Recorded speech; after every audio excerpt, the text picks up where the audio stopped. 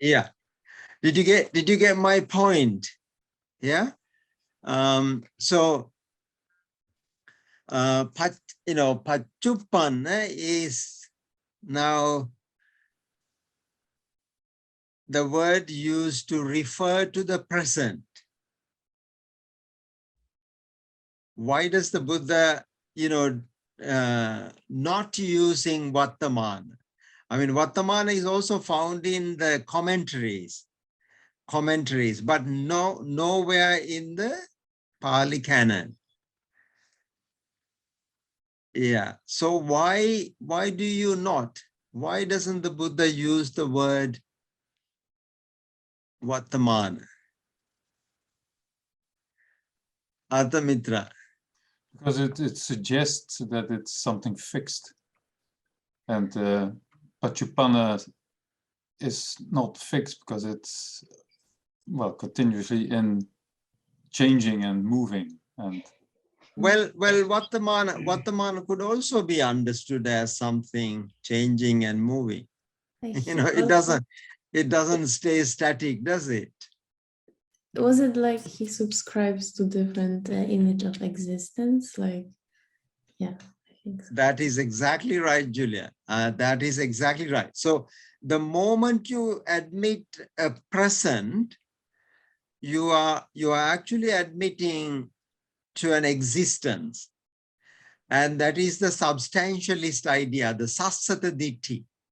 That was the 55 views. All the views were that was found in Brahmajala, and there were 62 religions at the time of the Buddha, didn't it? So 55 of them were theistic, substantialist, existence. It actually assumed an existence. 7 were atheistic and did not accept the existence. But both yes and no is subscribing to an existence. Now, when you say it is not raining, the rain is still there. When you say there is nothing, nothing is there. Do you follow me? When you say nothing, there is nothing, nothing is there. So yes or no, both are actually two sides of the same coin. This is called Sakkaya Ditti. Sakkaya Ditti, personality view. Personality view which actually assumes or presumes an existence. So long as we subscribe to existence or Sakkaya Ditti, and we are not seeing the reality as it is. So therefore, the biggest problem with the way we actually see the world, because we are always presuming. Now just imagine yourself driving a car. You are not driving a car looking at the tire, are you? You're driving the car looking like about, nearly half a mile or even, let's say, 10 feet away. Why? You have already assumed that the car is running on the road. So the road exists for you. Yeah. Now that's actually part of the bhavaditti, existence. And this is the biggest erroneous view. I mean, you may just ask me then, what are we experiencing right now? Are we not experiencing? Well, we are, surely experiencing, but, think of the experience as either you are experiencing it through your eye, ear, nose, tongue, the tactile body, or the mind, 6 senses. Do you have an experience beyond the six senses? I doubt it. So the Buddha says, Sabbang wo bhikkhave desisami. I'm going to teach you everything, O monks. Everything. And he says, what is everything? Your eye and the form, ear and the sound, nose and the smell, tongue and the taste, body and the touch, and the mind and the mental object. These, O monks, are the everything. And if somebody were to say there is something beyond that, that person is very badly mistaken. Yeah. So and this is, we will be learning a really nice stanza called Chasu Loko Samuppanno. This whole world arises in the six senses. Chasu Kubbati Santava. Our association is with this six sense world. Channameva Upadaya, having taken this, having grasped, having clung to these six. Chasu Loko Vihanyati, the world, get tired. Yeah. So now the Pachuppana, when you say the present is, when the present is in question, the past is also in question, isn't it? When you don't accept or subscribe to the present moment, can you subscribe to the past? No. When you can't subscribe to the past, can you subscribe? Is there anything that is, coming next? No. So all the 11 aspects of life, past, present, future, far and near, like and dislike, gross and subtle, all 11, yeah, disappear. So you actually get rid of all of them. So in a way, has this to do with duality, or you don't mean that? Sorry, I didn't hear you well. Oh, Can you I asked, has this something to do with duality? But duality. You don't mean that. Exactly. Now that is the, duality is, what is duality? Eye and the form, ear and the sound. Now that's where, when we subscribe to the existence, then the next thing is we subscribe to duality. Yeah? Are you with me? Yes. Yeah. So this is how the world comes into being. So the Buddha says the Aryan disciple, the noble disciple, come to realize this Pachuppana. Pachuppana is the fact that it is arisen out of causes and conditions. Yeah. When something is arisen, what is the biggest cause? The biggest cause is not knowing, avidya.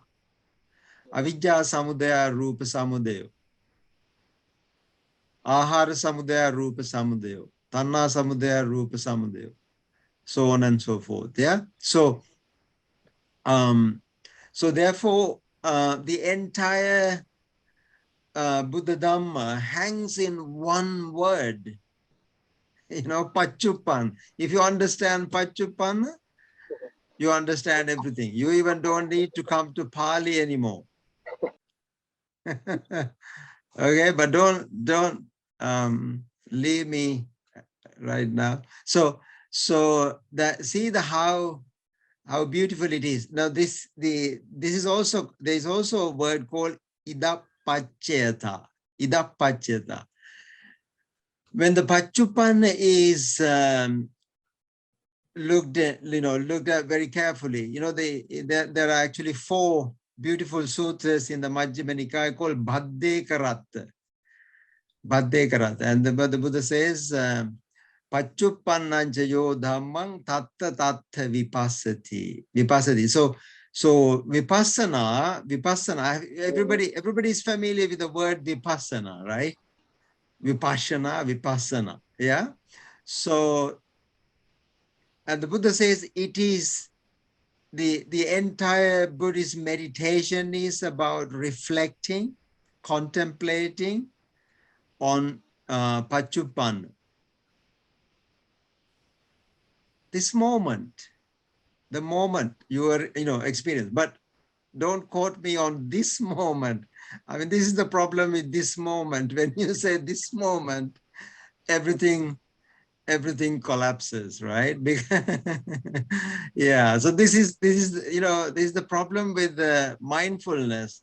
The mindfulness is defined as paying attention to this moment on purpose, non-judgmental. And I told the mindfulness guru that definition itself is a contradiction because you have already judged this moment. So there is a judgment, then you can't say non-judgmental because it is a judgment in itself. If I may ask, Sunil, please. Yeah. The judgment is the fact that you call it this moment. Is that the judgment you're talking about?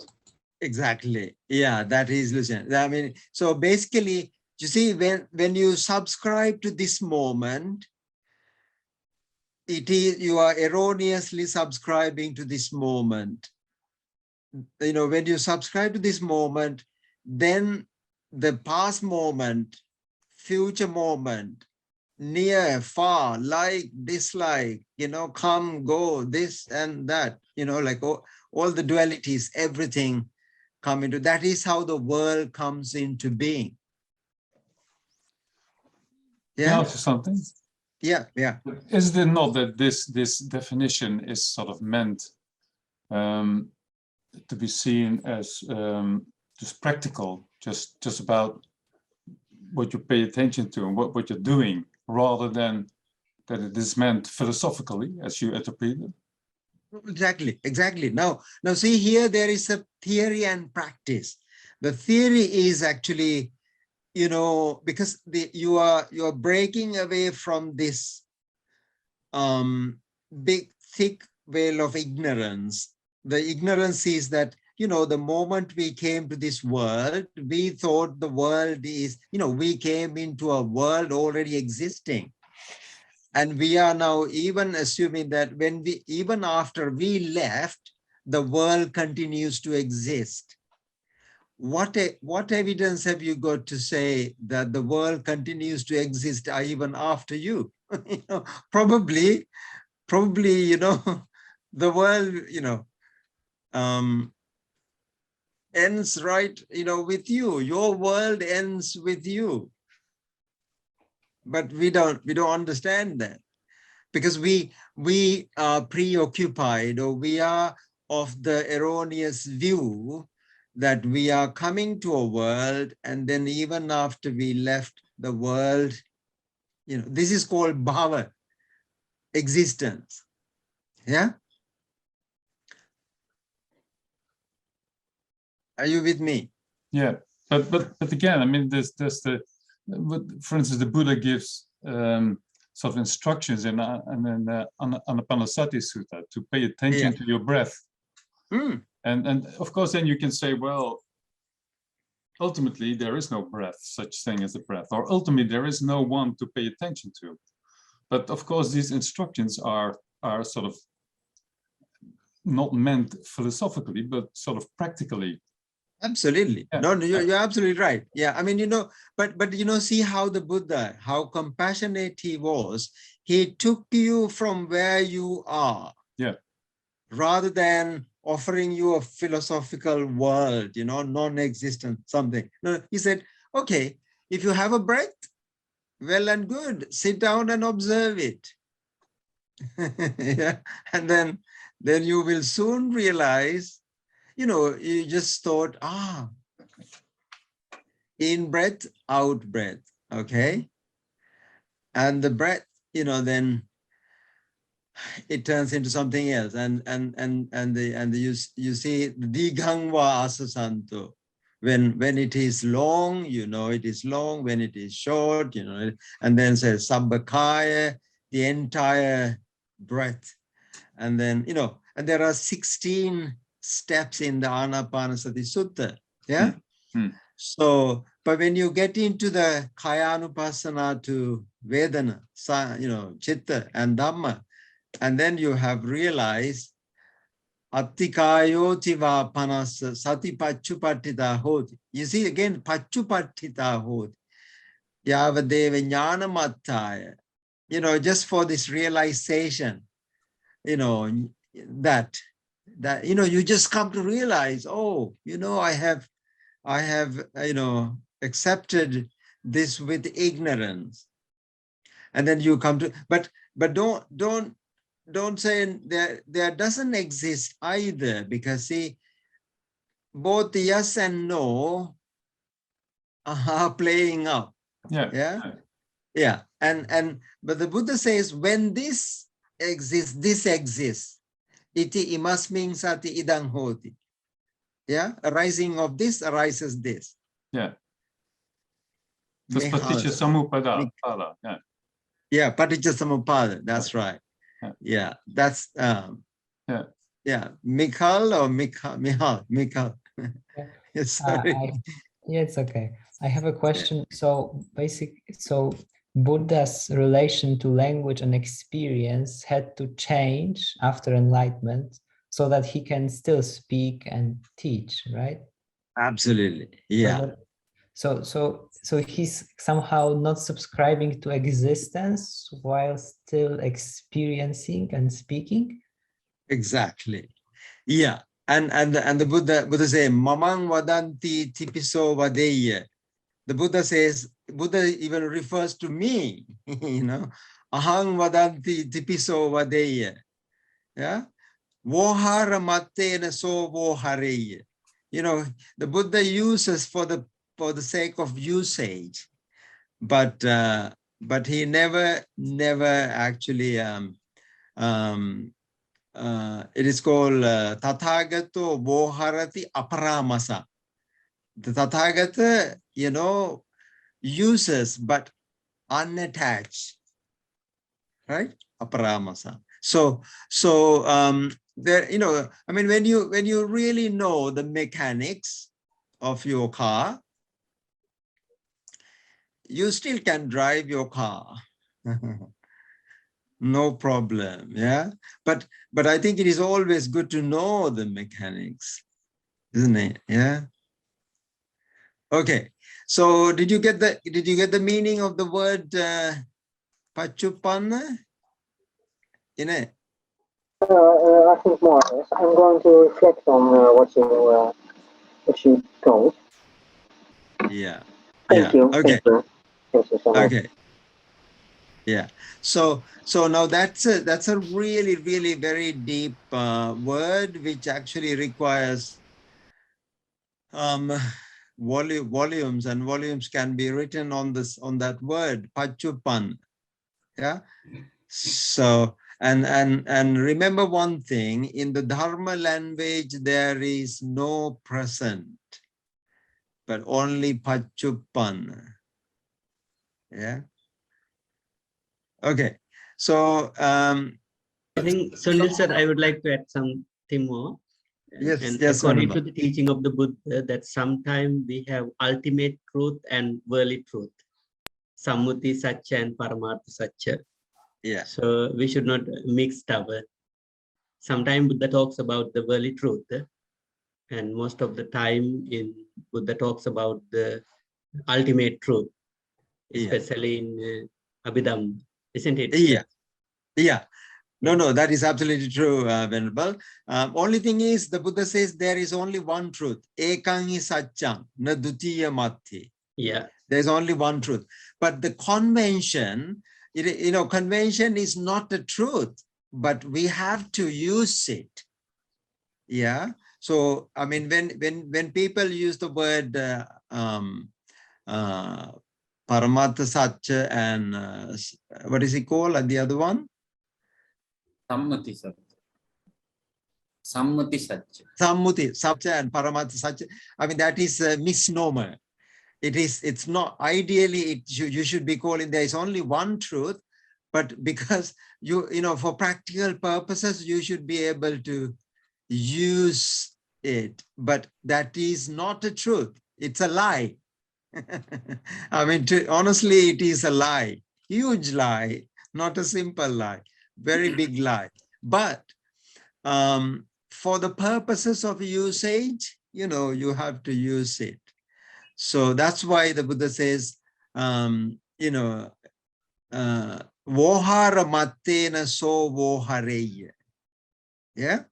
So he uses the, for the purposes of using it. Yeah. So, I mean, I don't mind people using Sammuti Satya and Paramatha Satya, but if they understand only one Satya. Yeah. Okay. So thank you so much for all the questions. And I think the more you ask questions. Sunil, can you just say what that single truth is in Pali? Oh, Paramatha. Oh, yeah. Shall I write it down? Yeah, let me write it down. Yeah, it is Paramatha. Yeah. So it is called Paramatha.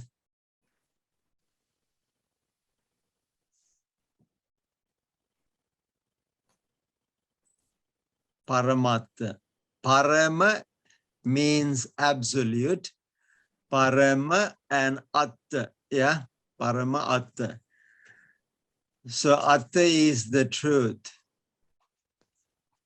Yeah, Parama is like absolute. Yeah.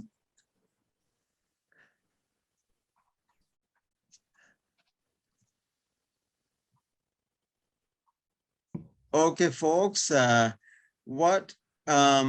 Yeah, so we will now remember in our notes, we actually started off with something really, really important. I think this is also connected to, are you with me? Can you, I may not have shared my notes, have I? Let me share it with you. Okay, so here in the notes, yeah, so I use the word, I mean, this is, lokiya and lokuttara, and the worldly, or mundane and supramundane, yeah? And the Buddha actually uses a very important 3 words, with regard to, I mean, there are like 3 types of people, asutava putujjana, and then actually sutava arya savaka. Let me get, it's a bit troublesome to, I may have to, yeah. Let me just get a different, okay. So there are actually 2 types of people in the world. Yeah. One is called asutava putujjana.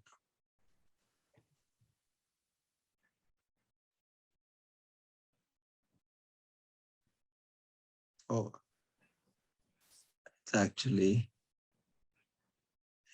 jana. Asutava putujjana, and the second one is sutava arya savaka.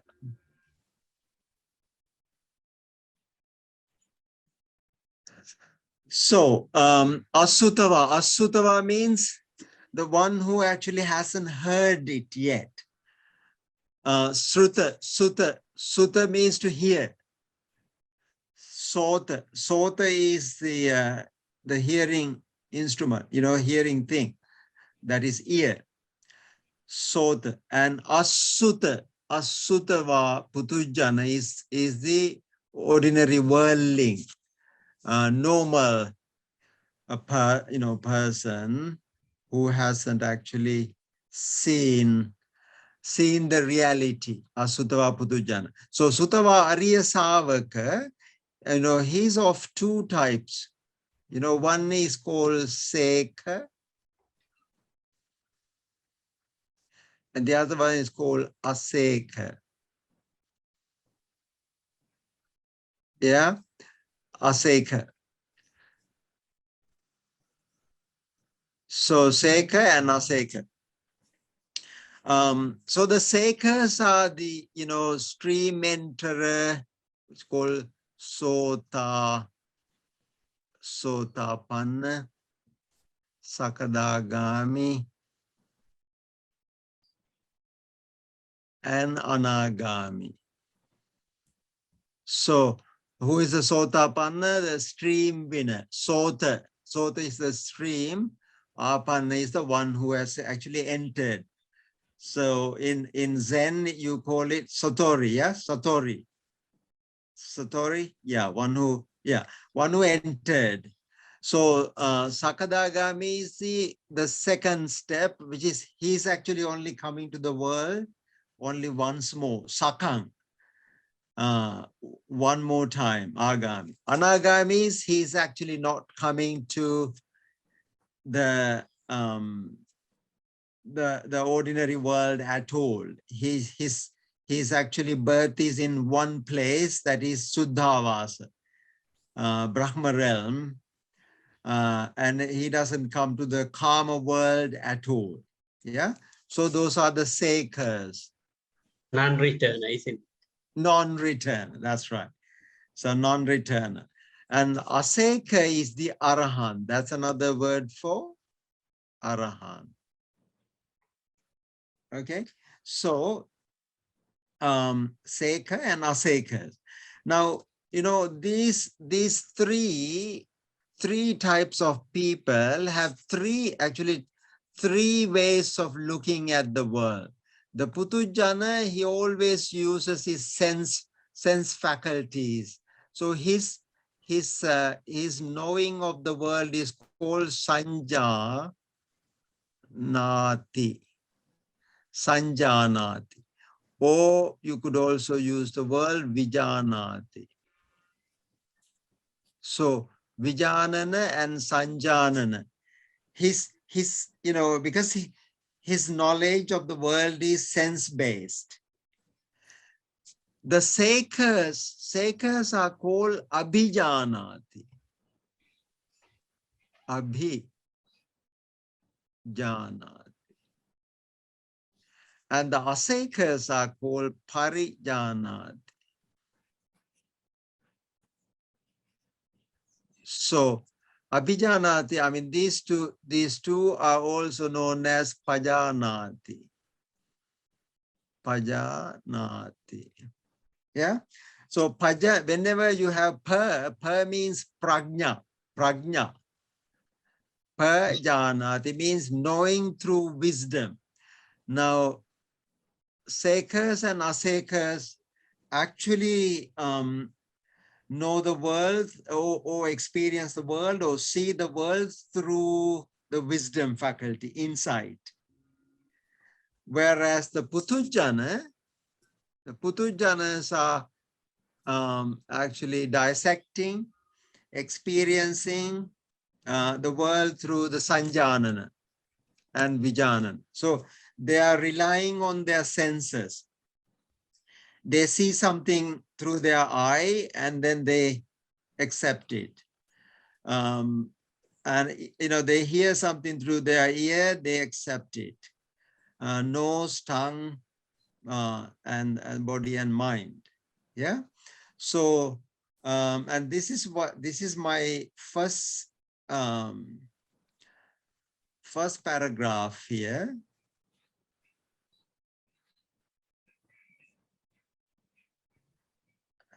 So where I say asutava putujjano, the mundane person is actually, using the sanjanat.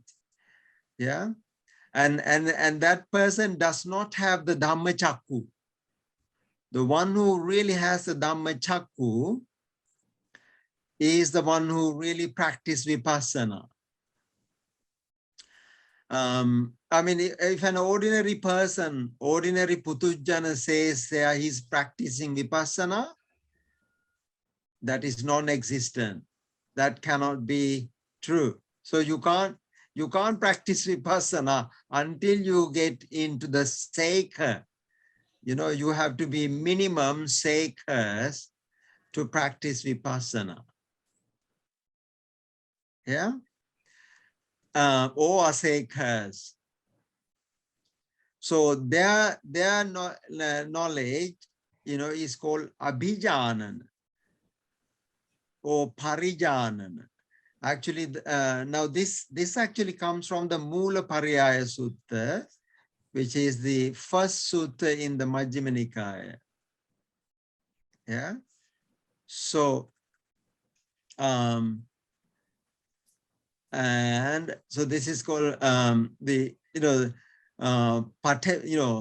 asutava putujjano pateving sanjanat.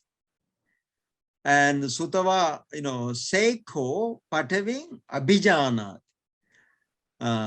Aryasa, aseko pateving parijanat. So now that, now this paragraph is so important in understanding the Pali, Pali canon, entire Pali canon, because the Pali canon can be understood as a putujjana at this level, sanjana level, or it can be really understood at the seika level, or it can be actually understood at the arahant level. Yeah. So, and this is why now let's take an example. Let's take an example. What is the first, very most important part of vipassana? When you are practicing vipassana, what you are actually seeing three most important things. What are they? You see anatta. Anatta, yes. And anicca and dukkha. Very good. Excellent. Excellent. Anicca, dukkha, and anatta. Now let's take anicca. Now, how does the putujjana understand anicca? As impermanence. Yeah, he sees the impermanence of an accepted one, something that is already existing. Now he says, this man exists, and he is going to grow old and get sick and die. And he says, oh, that is anicca. And that is actually sanjanana, anicca at the sanjanana level. I mean, there's nothing wrong with that, but only thing is that's a very mundane view. So if you just simply talk about anicca in a changing, in something that is changing. Now say you take a flower and then say, look at this flower, withers away. And so that is anicca. And that's the anicca at the sanjanana level. Yeah. But not the abhijanana or parijanana. Now, how do you actually understand the anicca at the abhijanana level? Well, what I've learned is that if you really see anicca, if you Yeah. really see anicca, then you see that then you see what you see is permanent. Exactly. Now, if you see anicca, you actually seen the entire Buddhist teaching. You know, see that all what you need to understand is anicca. If you understand anicca, you understand everything. If you don't understand anicca, you don't understand a thing. You know, the winner gets it all. Yeah. So how many of you don't understand anicca? Or do you? Keith? I'm agreeing. I don't understand it at all these levels. I'm sure you do. Well, no, it's actually realization that an ordinary, seeing an impermanence of an existing thing, you know. Now say, for example, now if you are looking at the impermanence of this, and that is the sanjanana level, because you have already got an object into your perception, and you are looking at the changing nature of that thing. So you are already in the Sakkaya Ditthi. You are in an ordinary world. I mean, you don't need a Buddha for that. I know any Jack or Jill will be able to tell you that kind of anicca, isn't it? Mikhail. I remember reading from Mahasi Sayadaw how Yeah. he said that when this anicca is starting to be recognized, then the stability of the world is dissolving. Completely. Yeah. No, actually, I wouldn't say that. I don't say that because, you know, that is also dissecting an existing one. It is like assuming this thing, accepting this thing and breaking this thing away. So if a world is dissolving, you are actually falling into the non-existence. You are saying that, oh, you know, something is there, but the nature of that is to, you know, this, that. So that is, see, the Buddha Buddha actually rejected that completely in the Kacchanagotta Sutta. You know, when he taught Kacchana, Dvenisitoyang loko Kacchan. The Kacchana, the world is always hanging in this or grasping this duality. Dvenisitoyang loko Kacchan. Athitancha nathitancha. Either it falls into the existence or non-existence. So if you are trying to break a world that is already existing, then you are actually in the ucheda. You are in the non-existence. And that's a wrong view. Yeah, I'm sure Mahasi Sayadaw knows better than that. So. Oh yeah, I probably just I think he was describing a person who was practicing, and that's how they told him. Yeah, I mean, this is very wrong, because, you know, this is actually the ordinary worldling. The Buddha says this actually, ordinary worldling who doesn't know this. I mean, you know, you read, you know, you know, what is it called? Sabbasava Sutta. In the Sabbasava Sutta, the Buddha says this very clearly. You know, people who actually do not know that they are trapped by these views and opinions, right? And ditti gatang, you know, ditti gatang, ditti gahanang, ditti visukan, ditti vipanditan, ditti, you know, ditti sangyojana sangyutta, you know.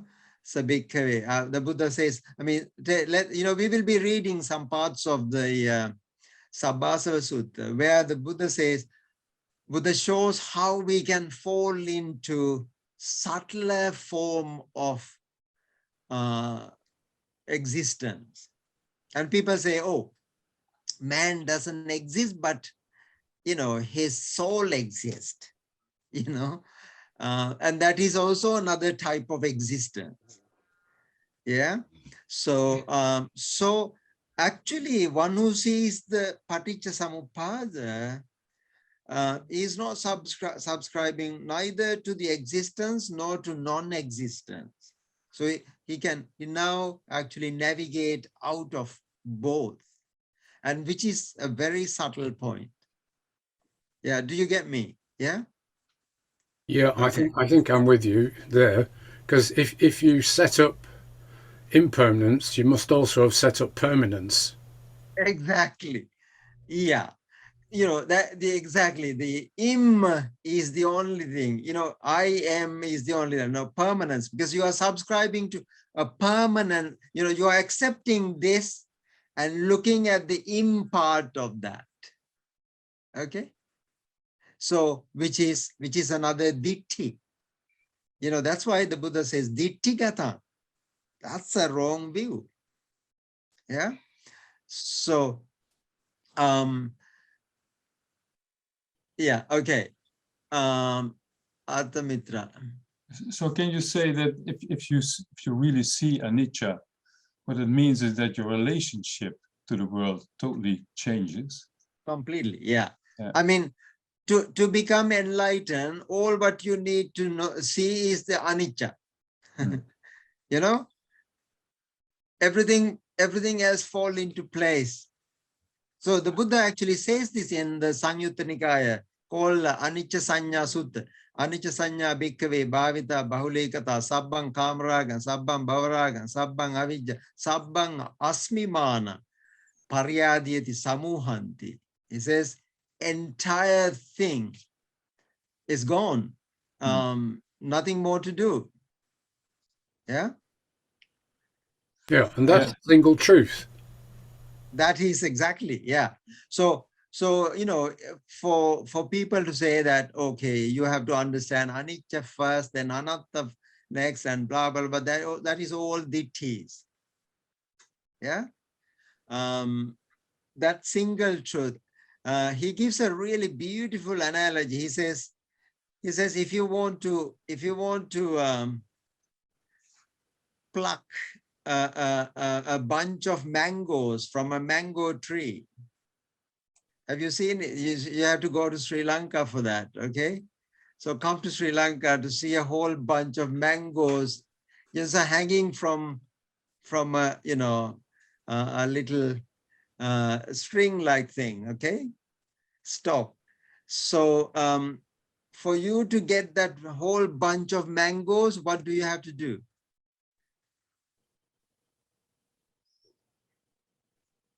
Just to aim at that stalk, right? That thing which is actually holding it. But if you're just hitting the mangoes, it will just go back and forth. You will not get the mangoes, right? So, and then he gives really beautiful analogies like that. There are about 6, 7, beautiful analogies. And if you have time, we can actually read the Anicca Sanya Sutta in the Samyutta Nikaya. It's a beautiful one. Anicca, if you understand anicca, you understand everything. See, the entire Buddha Dhamma is hanging on these few words. If you understand anicca, if you understand anatta, if you understand idappaccata, if you understand paccuppanna, you got it. Yeah. So anyway, I think we got carried away by words. Where is our Pali lesson today? Sunil sir, Yeah. everything permanently impermanent. Everything permanently impermanent. Yeah, that's a manner of speech, Bhanthe. Yeah. So, no, I mean, I want you to remember that very first paragraph, Sanjanati, Abhijanati, Parijanati. Buddhism or Buddha Dhamma cannot be understood through the ordinary language or ordinary ways of looking at it.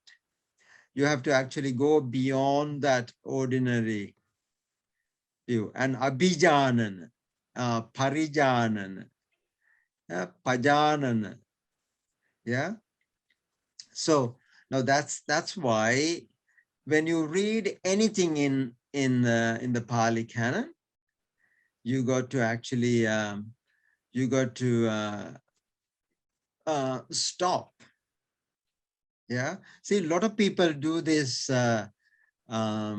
breathing meditation, breath meditation. How do you do that? Well, you know, people say, Ujung kayang panidhaya parimukhang sating upattapetva. Yeah, so establish the posture, right? And then he says, Satova assa sati, Sato passa sati, Satova assa sati. And you have to breathe in with right mindfulness. Sato. See that right mindfulness is the complete full understanding of what, you know, what the reality is.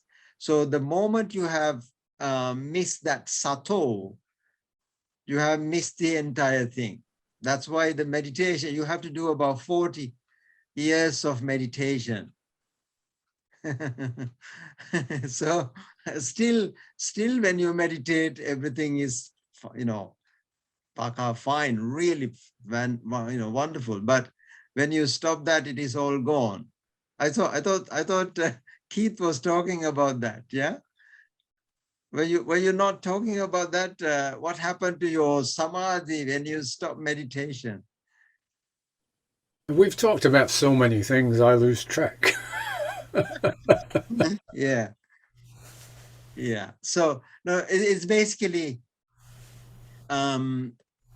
that is the Buddha is talking about samadhi, which is not, you know, incessant, non-ceasing. Yeah. It is called anantarika samadhi. Yang Buddha setto parivanna yi suching samadhi manantarikanya mahu.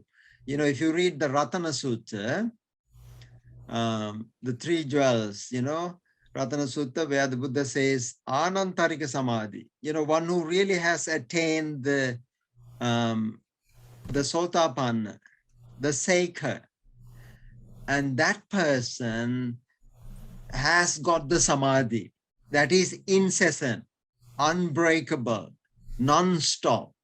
It is 24/7. So that means you have actually got the right view, because you have broken away from the Sakkaya Ditthi. Yeah, I'm actually freely using a lot of Pali words here because it's a Pali class.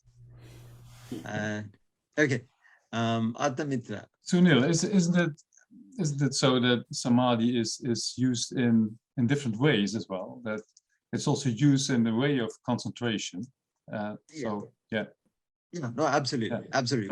But those are mundane samadhis, because you know, you are actually riding on the Sakkaya Ditthi. And that kind of samadhi is very temporary. Even the Devadatta, the arch rival of the Buddha, had that kind of samadhi. Yeah. But that is not praised by the Buddha. That's not perfect samadhi, but we have to start. Exactly. We have to start somewhere, of course, isn't it? Don't we? Yeah. No. We should. But how about starting from the right place, though? Yeah. When you start right, everything is right. Yeah. And then this is why you have to know what you're practicing and what you're going towards, of course. Yeah. But I mean, this is why in the very first teaching of the Buddha, he uses the word Ariya Satchang. I'm not just teaching you any form of truth.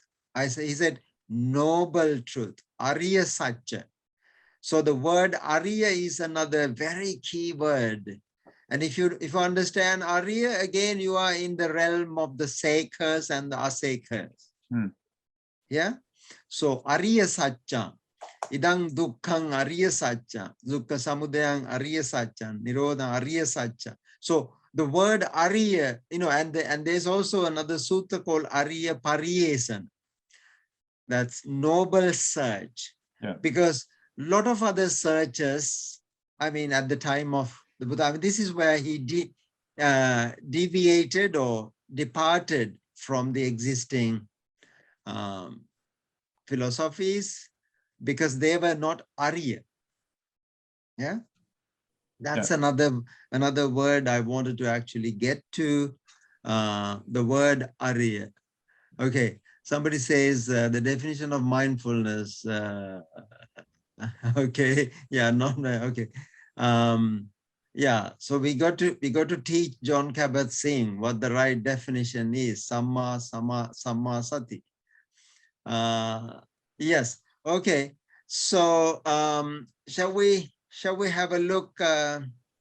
Yeah. And remember. So actually, if you just get that right frame right from the beginning, these three different ways of looking, the Sanjanana, Abhijanana, and Parijanana, and then you got everything together. So in every word that we encounter, we learn in this Pali text, we will try to see the difference. Okay. So let me actually take an example. Now remember last time we actually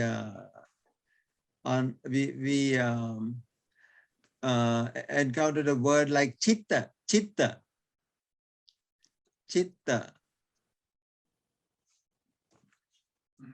didn't we? So do you all remember the word chitta? Chittam bhikkave aguttam. Yeah. So chitta.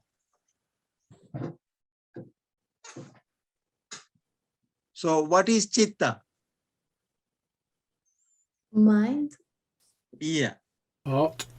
Of monks, if you will say bhikkava. Chittam bhikkave. Chittam bhikkave. Do you want to see that paragraph? Where did we find that? Yeah, hold on. Okay, let me get that. Sorry. That was okay, hold on. Yeah, I have to share this again.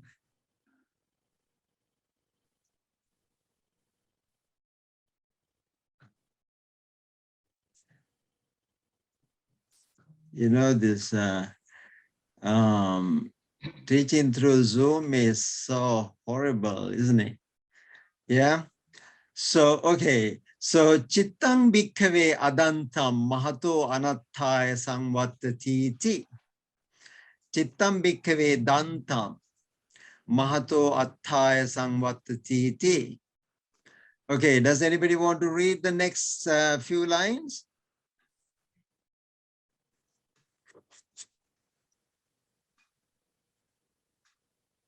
Shall I? Oh yeah, please, yeah. Chittam You already know bhikkave about it. Okay, Yeah. sorry. So let's get somebody who doesn't know Pali that much or doesn't know some Pali or want to learn some Pali, because you are a Pali expert, aren't you?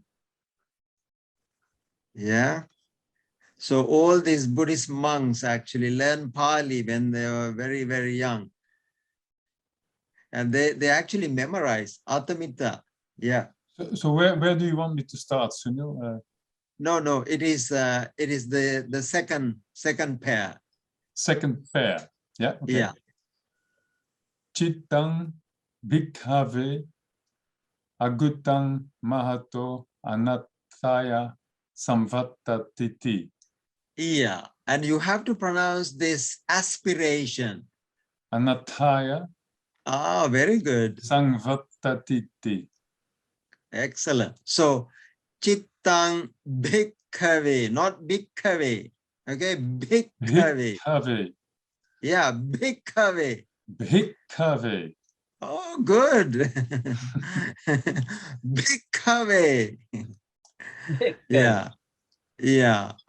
And you know, this is really where Venerable Dhammarathana comes in, because, you know, when he's chanting, he just gets all this perfect, you know, sounds, meaning. Yeah. And can we ask Venerable Dhammarathana to actually read in the chanting style, please? Yeah.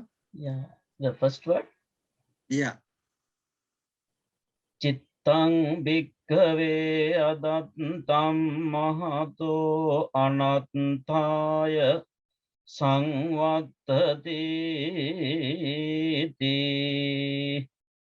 Isn't that beautiful? See, did you hear the aspiration? The with an extra puff of air. Anattaya, not anattaya. And bhikkhave. Yeah. So see, and that's again in the chanting style. You really have to get that right pronunciation. Yeah. Would you like to read few more lines, Bhante? Yeah, okay. Chittang bhikkhave dantam mahato attaya samvattati. Chittang bhikkhave aguttam mahato anattaya samvattati. Chittang bhikkhave guttam mahato attaya samvattati. Chittang bhikkhave arakitang mahato anattaya samvattati. Chittang bhikkhave rakitang mahato attaya samvattati. Chittang bhikkhave asangvutang mahato anattaya samvattati. Chittang bhikkhave sangvutang mahato attaya samvattati.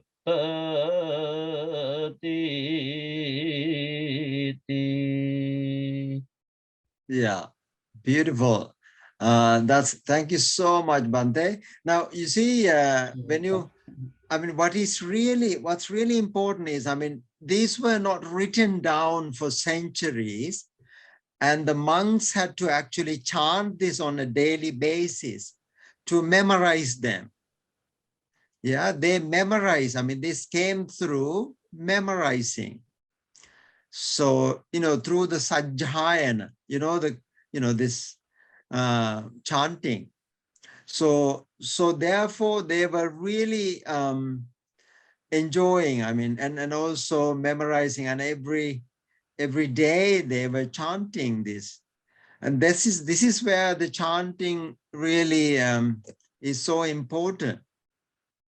And if they didn't have a practice of chanting, we would not have this literature at all. Do you recognize that? Yeah. Do you? So do you think that let's say the Sutta Pitaka was chanted. Yeah. The whole mean, of the Sutta Pitaka. Yeah. Until the, was it the, when was it written down? 4th century, 5th century? It was not written down at all, wasn't it? Yeah, it just came through memory and chanting. And the monks actually get together. I mean, see how much gratitude we have to pay to these monks for memorizing this and just, keeping the tradition alive, isn't it? Yeah. But So I always took it that it was sort of recited memory, not chanted, but. No. I mean, recitation and chanting, I mean, it's not that different. Recitation is just to keep to the memory, keep to your own memory.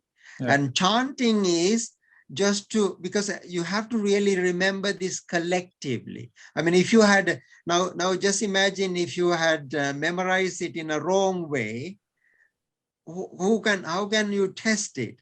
Because if you are collectively together chanting, and then you can actually test it against each other's memory, isn't it? Yeah. And that is where really it is so important. The chanting, this is called sajjayan, sajja, collective meditation, became so important. Yeah.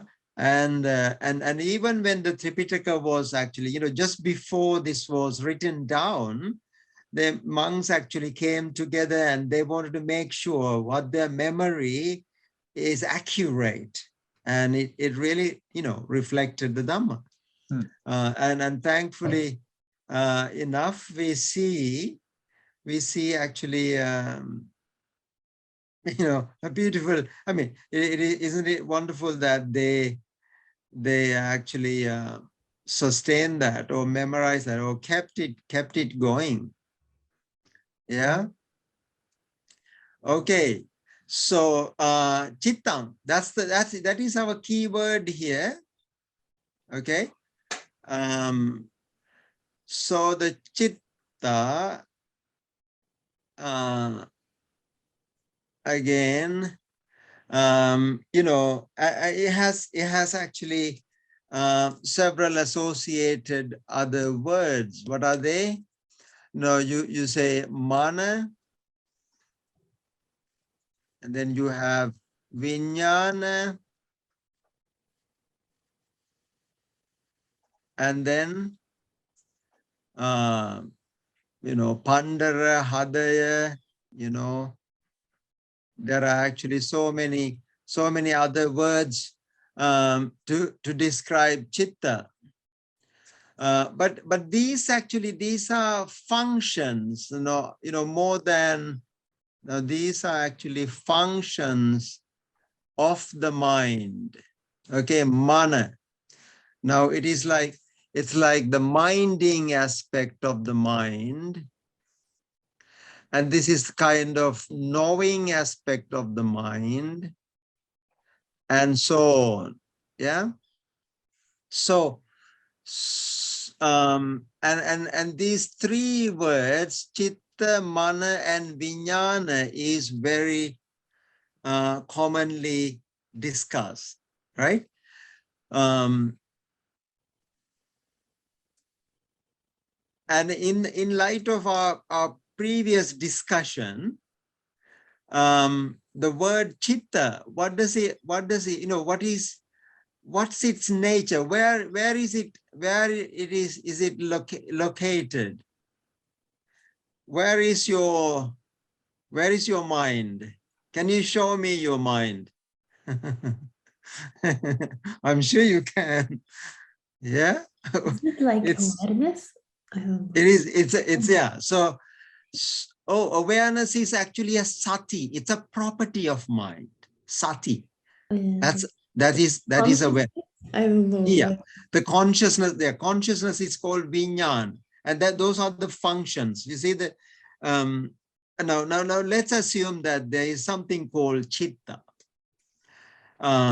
and the functions of it is the, Vijanana Lakkana or Vijnana, mind and blah, blah, blah. Okay. So, but my question is, where is this thing? Where is the location of it?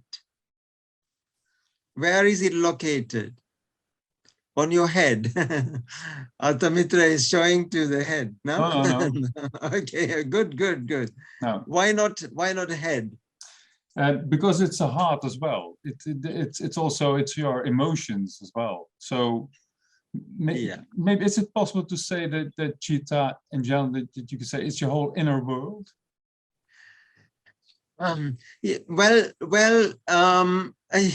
Yeah, and what do let's see what others think about Chitta.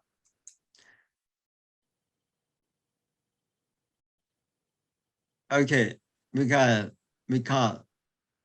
I'm just thinking, because can in like ultimately there is that it's I don't know if what can we say about it, because like is it, we cannot say it exists or not exists. So is it like I don't understand. It's like an entity, but how can it be something? Oh yeah, I'm a bit confused about it.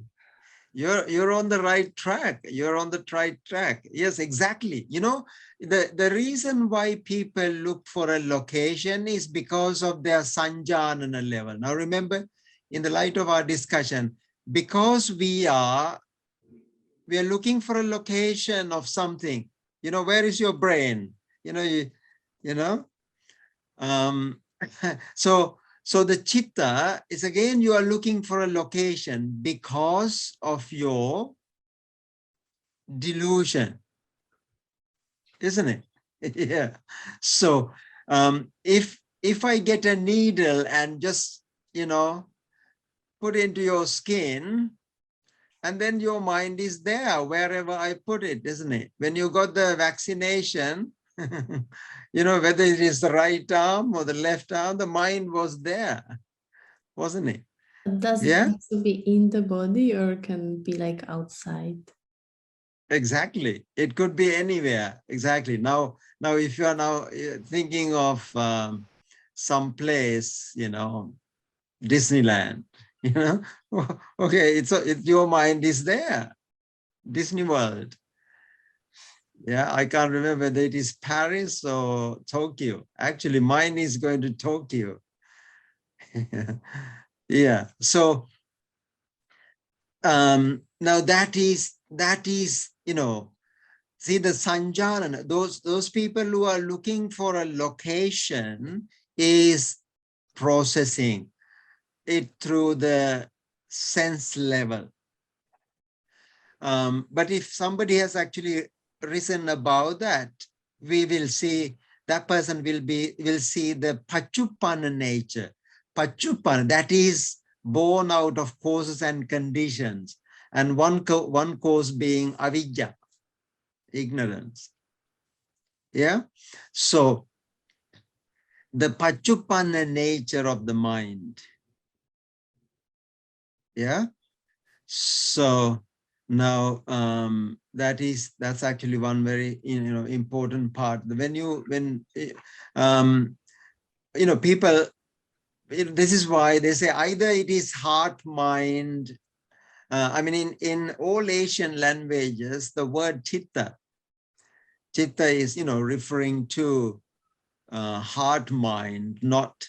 I mean, in the Western world, whenever you hear the word chitta, they are thinking of the head. I remember somebody actually, I think it was Richard, is it Richie, what's his name? This mindfulness person, neuroscientist.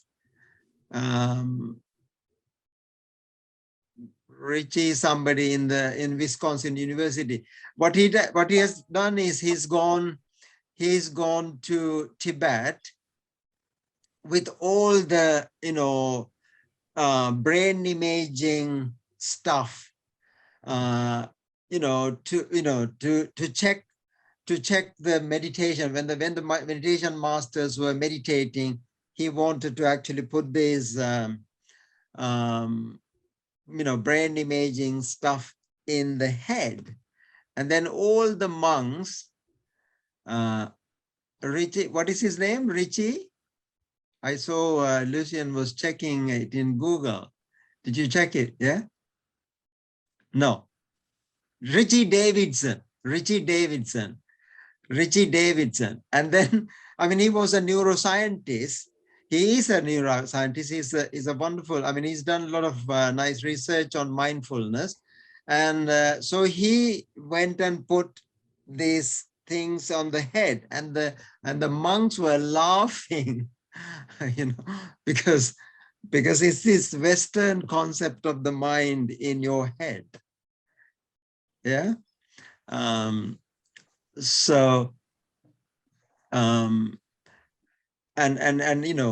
this is why there is, I mean, people, the mind / brain idea, people, that's what the Western psychology and, all that stuff. Okay. Julia, did you have a question? I just wanted to say that in some places in the West, this even is changing, because they found that we have like memory neurons around our heart. So we think of it, and also in the gut. So it's like, all absolutely. of the body, brain, like mind, I don't know. Yeah.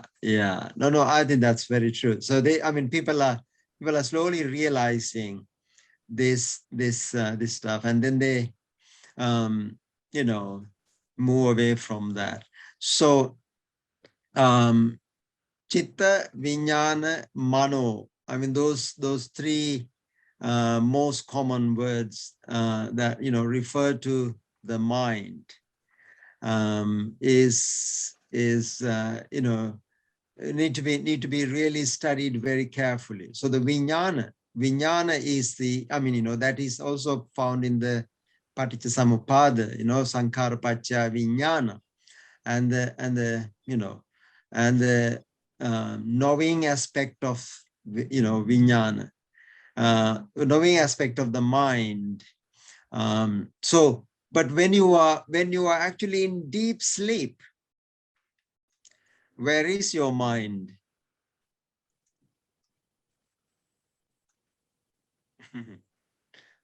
Do you actually put it in a locker, and before you sleep, you put your mind in a locker and lock it and keep the key under your pillow? Yeah. I can answer your trick question. Yeah. You want me to? Oh, please. Yeah.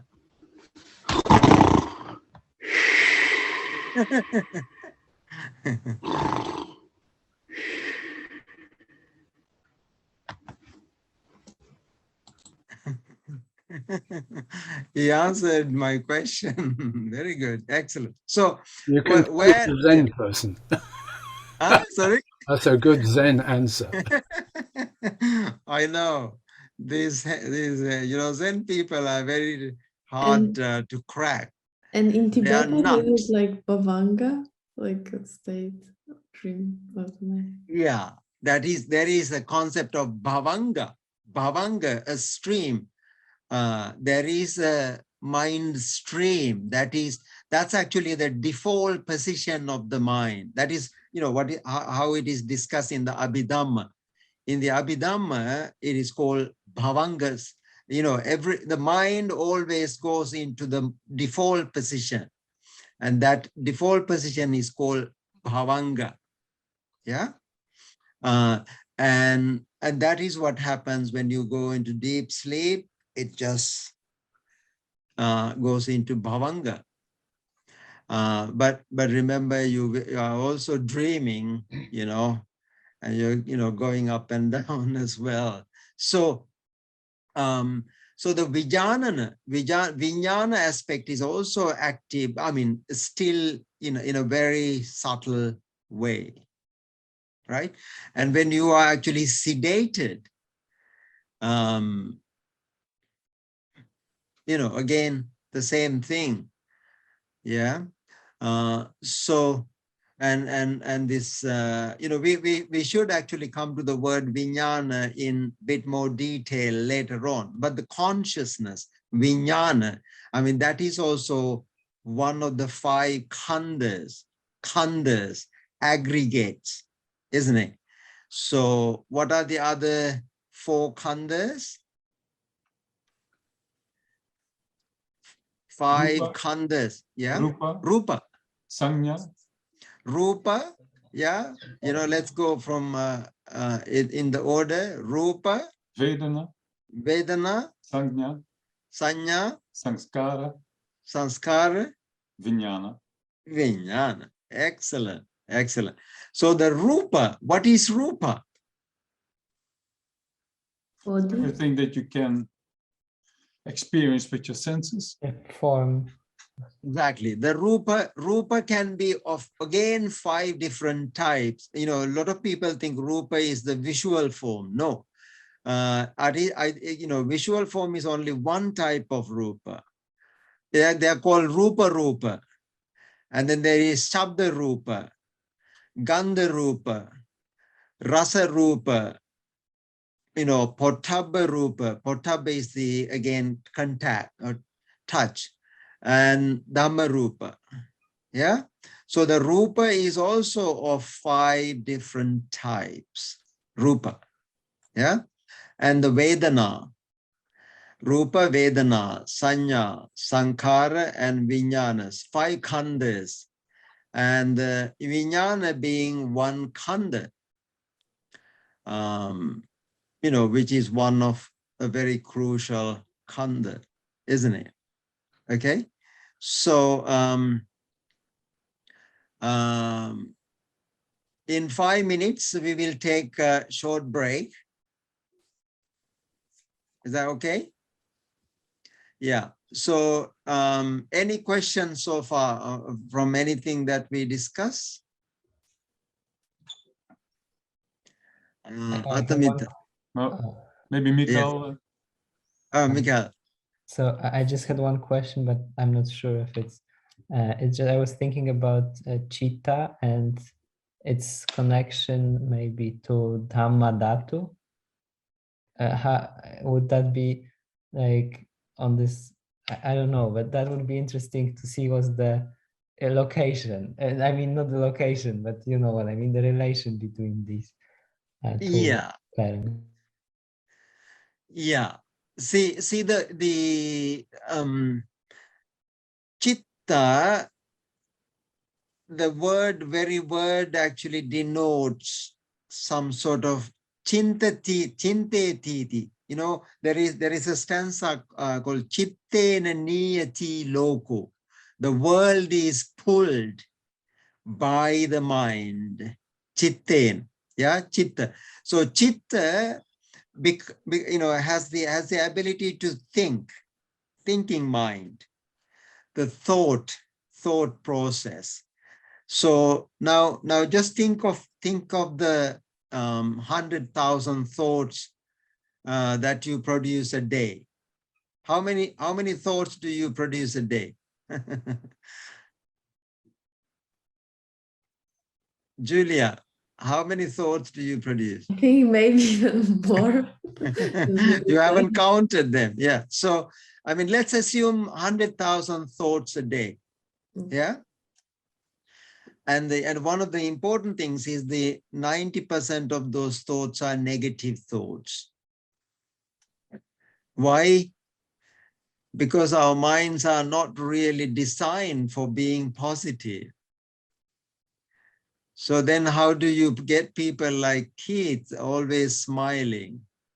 We just have to realize that we are suffering. Yes, exactly. Whatever your habit pattern, whatever you put into the mind that becomes the habit pattern of the mind. People who always think positively, they can counter the 90%. Through their 10% of positive thoughts, even if you have 1% positive thoughts. This is exactly what sati is about. Mindfulness, awareness is about. Because if you develop that positive mind, you know, and then it has the ability to crush the negative mind. Yeah. And now, you know, transform that entire gamut of negative pasta factory. You know, just imagine it as a pasta factory, you know, producing pasta and pasta, thoughts. Yeah. Now these thoughts are called, there is also a special word in the Pali canon to refer to these thoughts. What is it?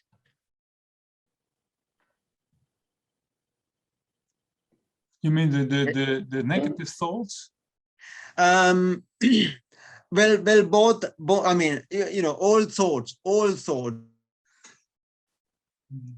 Entire, the Buddha calls, you know, in one word, he captures the entire gamut. What is that? It is in the Madhupindika Sutta, honey bowl. But this is a very central word, very, again, a key word. Huh? Papancha. Oh, good. Okay. Yes, Papancha. Yeah, that's good. Manoj is winning the medal today. Papancha. And that's a really important word again. Papancha. Yeah. Which is translated into English as proliferation. Yeah, papanchas. Now those are the, you know, that is, you know, when the Buddha says, the Buddha gives a really amazing explanation of how the papanchas come into being. Arthamita. Well, I thought that papancha is a sort of a negative. It's not all thought, but papancha is something negative, isn't it? Because it's sort of well, I mean, it is negative for the most part, but because it's a sankhara, it's a sankhara, because it can also be, you know, either negative, positive, neutral, whatever, everything. That whole bunch is called papancha. Yeah. Yeah. Well. So yeah, and so the, you know, just chew on papancha during your break, and that's a very key word again, papancha. Now today we have really learned quite a few key Pali words. You know, we started off with pachupanna, and we talk about idapachyata, we talk about paticcasamuppada, we talk about arya. You know, we talk about vijnana, we talk about chitta, you know, quite a lot of Pali words. But papancha is a really important word to reflect on. We'll spend a couple of minutes after the break. Okay? How to write it? Can you write it after the break? Sorry? You will write it down after the break? Oh, okay. I'll write it down. I'll write it down. Okay. It is okay.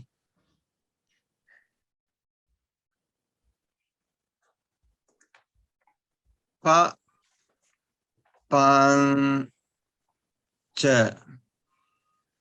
Yeah.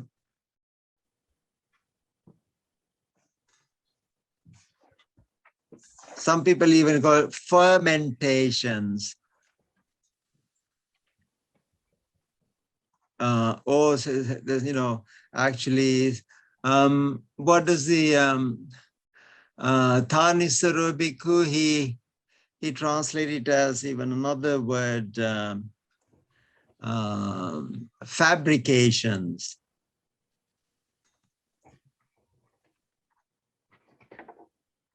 So papancha. Now that's the new word we are learning today, papanchas. Yeah. Okay, we will take 10 minutes and meet up again, in 10 minutes. Okay?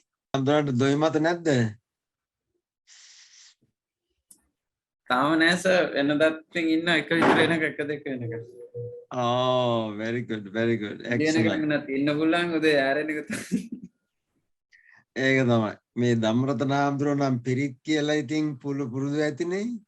ඔව් නේද? හරිම ලස්සන කටහඬන්නේ නේද? නින්දයන්නෙත් නෑ මට අනේ. මට වාඩිලෙන්නේ දැන් නිදි වගේ වෙන්නේ. Yeah. නිදාගත්තත් පේන්නේ නෑ.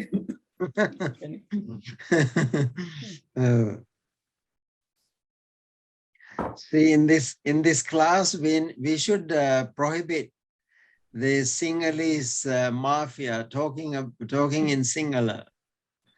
Yeah.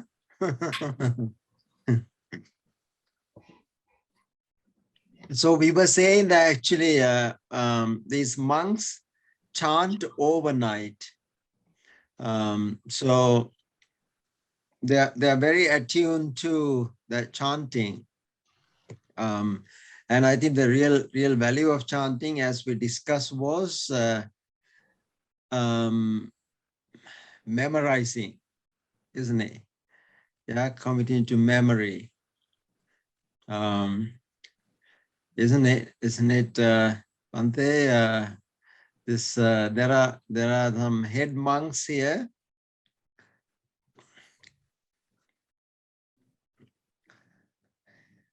Okay, folks, welcome back. So we were actually going to read some from the text, but before we do, any questions so far? Anything you would like to spend a little bit, a few more minutes on any of the topics? Yeah, Atamita? It's a small thing. We were talking about Seka and Aseka. Yeah. So Aseka is a negation from Seka, I suppose. Yeah. So what do the terms literally mean? Oh, it's a very good question, Atamita, because Seka it comes from Siksha, trainee, yeah, one who really is trainee. So your real Buddhist training starts from being a Seka, Aryan. It is in the territory of Aryan that your real training starts, because before that, you didn't know how to train. You didn't have a proper methodology to train. I mean, ordinary people also train themselves in meditation and, whatnot. But the real training starts when you become Seka, Shiksha, so the Aseka is the one who completed the training. It's like graduated Arahant. So there's no training needed anymore. So that's why Aseka. Exactly. Yeah. No training needed, but that doesn't mean they don't contemplate on the now they also practice Satipatthana. Yeah, according to Sila Sutta and some other suttas, even the Arahant, just for the maintaining this body and mind and well-being, they practice. Yeah, so it's called Dittha Dhamma Sukha Vihara for the well-being in this life. They also practice, but the practice is complete. It's Kata Kiccha. It's called one who has completed the journey. Yeah, no more Pali. They don't have anything. They don't have anything else to do. Just go and dance and discotheque. Yeah. So, okay. Any other questions? No. Okay. Very good. So everybody understands everything now. So I would like you to actually send me a little feedback we have, you know, by today, by the end of today, you will have completed 3 lessons. And the feedback can be of any type. You know, you can accuse me of wasting your time. You can, pretty much, you can't be physical with me because it's offered on Zoom. So, but you can actually be very critical of, whether this has been of any use to you in your, exploring Dhamma through Pali. We're not, the one reason why we don't actually make it a very Pali class is because the Pali is not a language for that purpose. Pali is for reading and understanding and dissecting, actually reflecting, contemplating on the Tripitaka.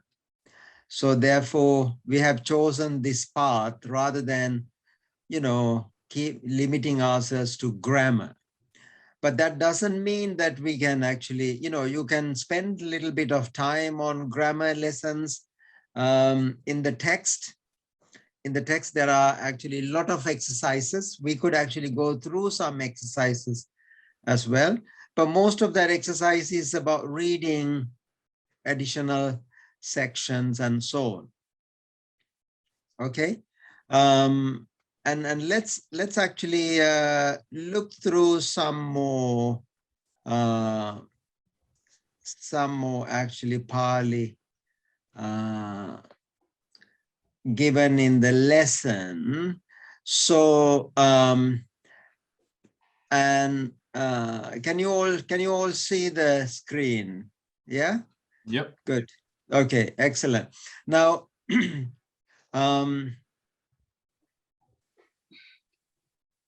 I don't know whether if we make it smaller, would it be easier? Because some section is not. Can you all? Yeah. So this this section, this is also. I mean, the real beauty of this textbook is, it's actually subconsciously letting you learn Pali rather than putting the Pali before, like putting the cart before the horse. The real horse here is the Buddha Dhamma. So the cart is the Pali language. So you subconsciously learn the Pali language. Does anybody want to read this section, starting with Naham? You also have the textbook. Yeah. Any volunteers to read? I prefer if it is not chanting erudite monastics. Yeah. So anybody wants to try?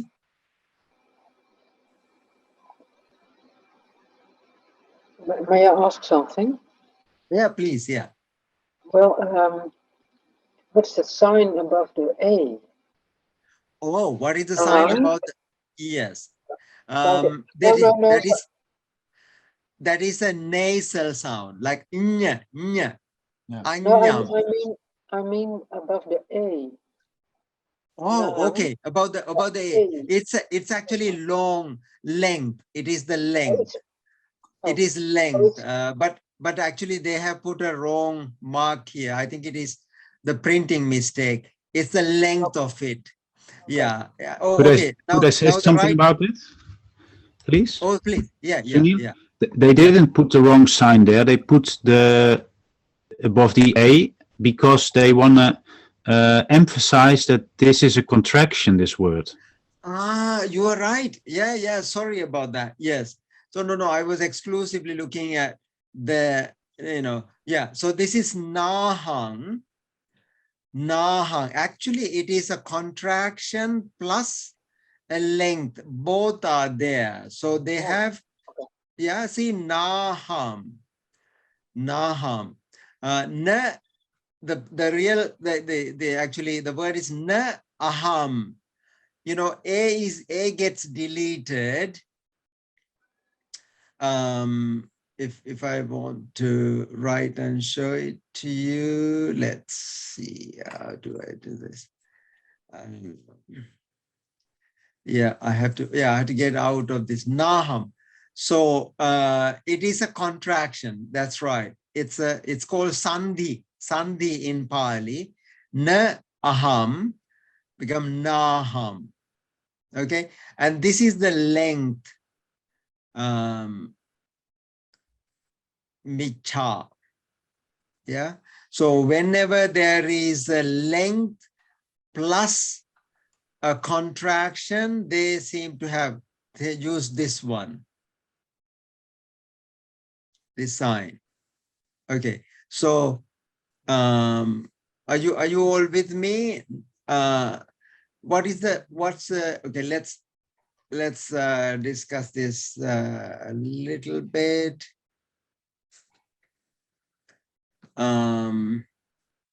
Okay, so aham.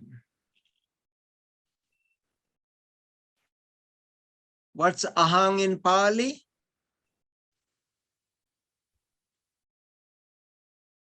I. What's I? Very good, very good. I, aham.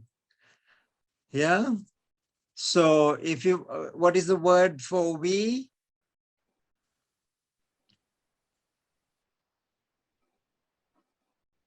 Mamang.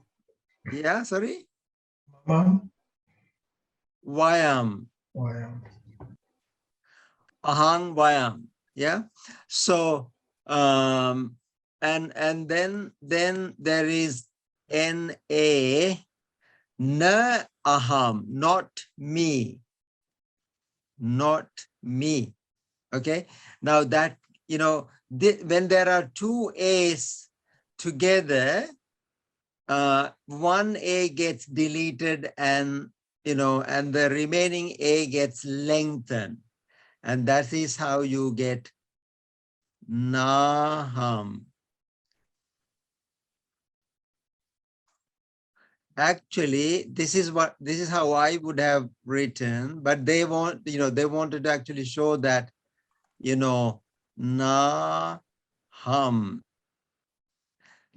So they wanted to actually show both in one sign, and they have actually done something like this, Naham. Okay. May I ask something? Please, yeah. Yeah. So this is a kind of negation, I think. Yeah. No? Yeah. Yeah. We also have a negation a and an. Very good. Yeah. So you've got three kinds of negation. Exactly. Yeah. Now remember, last time we had negation a or an if it is preceded by a vowel, like, you know, a, you know, so a, and also na is also negation. So now we have actually hit three different forms of negation. Na. Yeah, very good. Excellent. So let's get to you know, just let's read a little bit. Okay, everybody knows bhikkhave. That's a vocative. Vocative is kind of an addressive, you know, case. There are actually about 8 cases in Pali. This is called vocative or addressive case, bhikkhave. Na aham. Okay, so who wants to read a little bit more? Sunil, I'd like to try, but I can't see the whole text because. Yeah, let me see if I could reduce it. Oh yeah. Okay. Yeah. So I'll try. Nahang bhikkhave anyang ikadhamang pi Samanupassami yang evang adantang agutang arakhitang asangvutang mahato anathaya sangvattatiti. Sorry. Yeah. Yathadyedang bhikkhave chittang bhikkhave adantang agutang arakhitang asangvutang mahato anathaya sangvattatiti. Excellent. Oh, well done. Now, this is taken from the Anguttara Nikaya. You know, AN stands for Anguttara Nikaya. So the Pali has several Nikayas. It's a Nikaya, you know, Digha Nikaya, Majjhima Nikaya, Sangyutta, Anguttara, Khuddaka. Yeah. So this is Anguttara is it's called numerical discourses. It's taken from there. So and actually you have already met words like gutta, agutta, and arakhita, rakhita, asangvuta, sangvuta. Yeah. Now so what this section, it says not me. I mean, let's get the word meaning. Not me, O monks. What is anyang?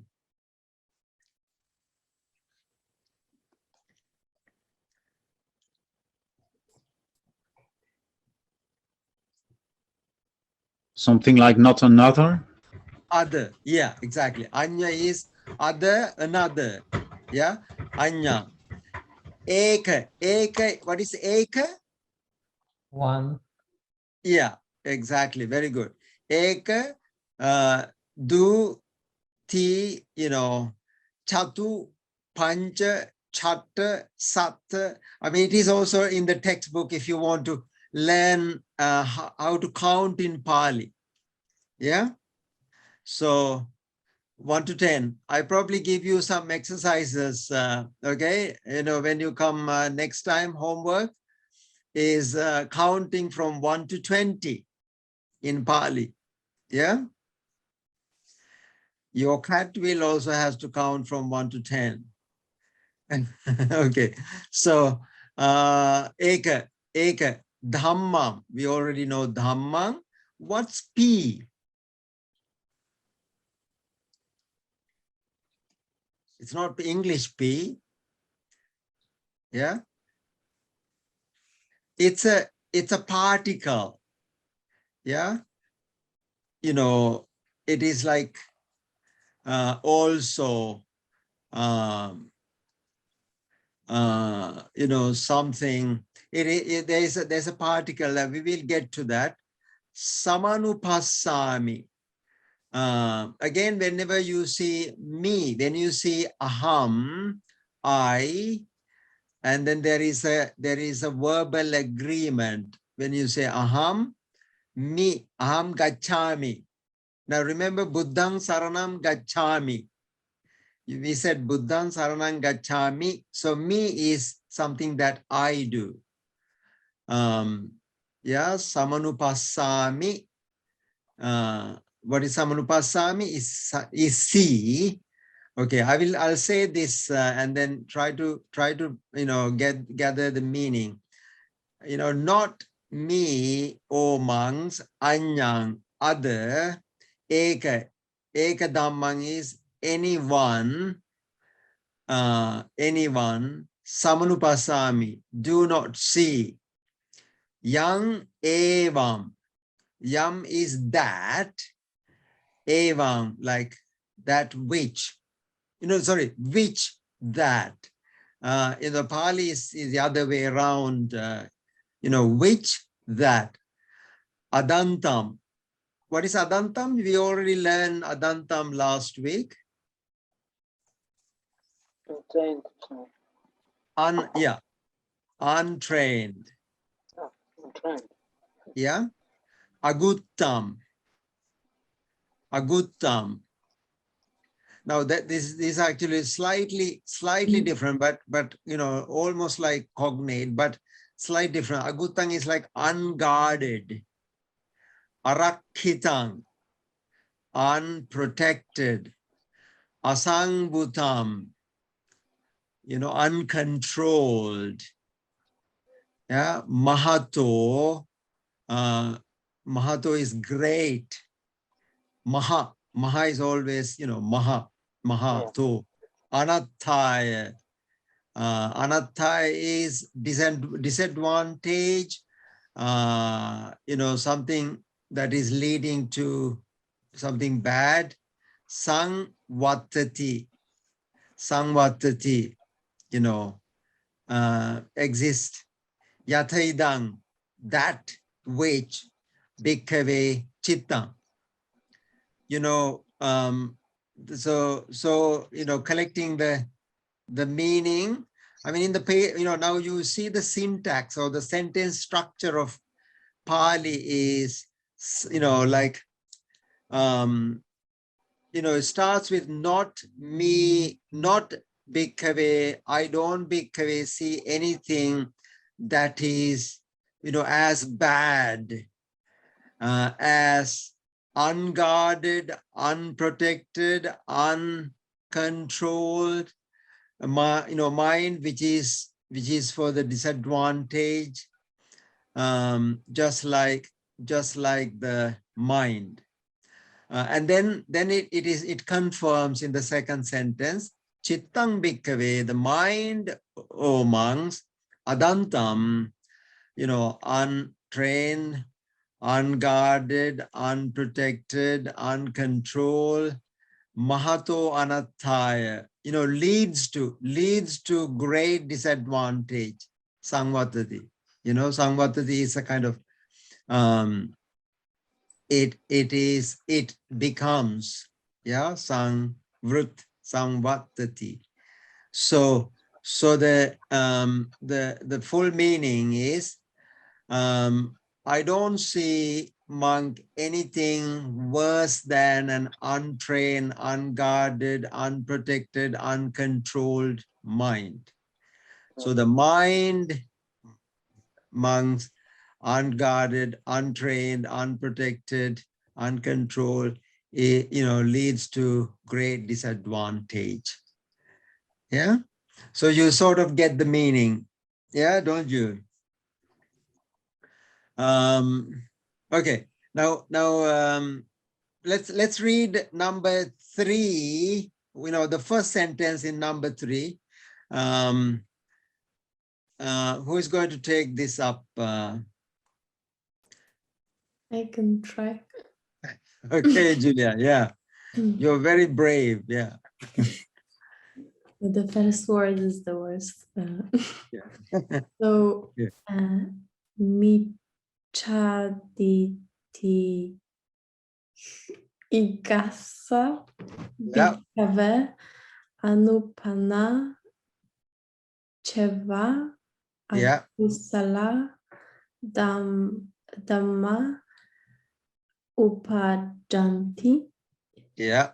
Upana Cha Akusala Dhamma Vipulaya. Yeah. Very good. Yes. Sangvatanti. I love. Excellent. So let's get the Venerable Dhammarathana to read the sentence now in the chanting style. Now, see, again, this chanting is to memorize. You know, it's how to keep to memory. Yeah. Michadittikassa bhikkhave anupanna cha eva akusala dhamma uppajjanti uppanna cha akusala dhamma vepullaya sangvattanti. Very good. Now see, See, actually, you know, when you actually put these words into a rhythm, you know, naturally it keeps into memory. It is in your memory. Like the gathas, you know, the stanzas. You know, sometimes we want to get into the rhythm. You know, if you want to memorize a song, you know, some sort of a, you know, poem. What we do is we put that into a proper rhythm. So in the same way, the Pali, you know, chanting was developed in such a way so that they naturally committed to memory. And then whenever you wanted to get it out, you get it out. Yeah. So micha dittikas bhikkhave anupanna cheva. Again, this is a contraction. Cha eva. Cha is, you know, again, you know, like or and type conjunction. Okay. Cha eva becomes cheva. Akusala dhamma upajjanti. Uppannacha akusala dhamma vepullaya sangvattantiti. Yeah. Again, this is a contraction. Iti. So iti is the quotation. So here the keyword is michadittikas. Michadittikas. Yeah. Michadittikas. The meaning, michaditti and samaditi. Now those are two opposites. Now what is samaditi? Everybody knows samaditi. Right view, perfect Right view. Yeah, exactly. The opposite of right view is Incorrect view. michaditi. Michaditi. Yeah. So micha is the opposite of samma. Michaditi, wrong view. Micha samma. Michaditi kassa, again, to the person who is of the wrong view. Anupannacha, unborn or unarisen. Cha eva akusala. What is akusala? unskillful. Yeah, unskillful. That's a, you know, so that's another key word that we will be learning. We will be learning the michaditi and akusala. So keep that into memory. For the erroneous, you know, one who is actually having the erroneous view, or monks, unarisen, unskillful, Dhamma upajjanti. Upajjanti is are born. Upajjati, are born. Uppannacha, the born ones, akusala, born unskillful dhammas, vepullaya, or becomes greater. Vipula. Vepulla means greater. It becomes greater. Sangvattanti. So for the wrong viewer, so for the one who actually perceived the world in a wrong way, unarisen akusalas, you know, unskillful things become, you know, come to being. Upajjanti. Upajjati means come into being. Yeah, arise. Upannacha, so the born ones, already existing ones, become greater. Yeah. So now that's a really important part we need to learn. Now we need to learn these two important words, right? Okay, what are they? Ah.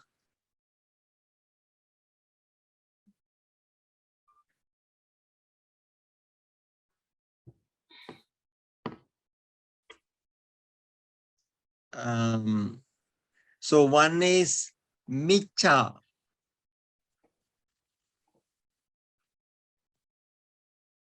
And the other one is the opposite of that is Miccha versus Samma. And the other word is Akusala.